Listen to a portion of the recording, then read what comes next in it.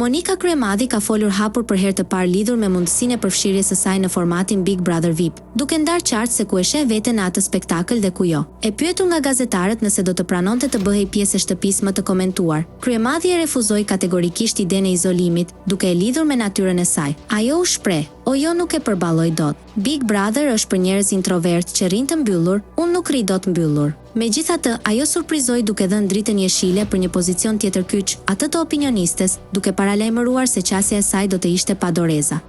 "Opinioniste do ta bëja, mund të jem çike drejt për drejt për shkak se ndoshta mendoj që ka ikur koha e të qenurit me Lajle Lule, sepse njerëzit nuk kanë kohë për të humbur. Mendoj që është koha për të folur drejt për drejt dhe t'i fusësh njerëzit në temë", deklaroi ajo.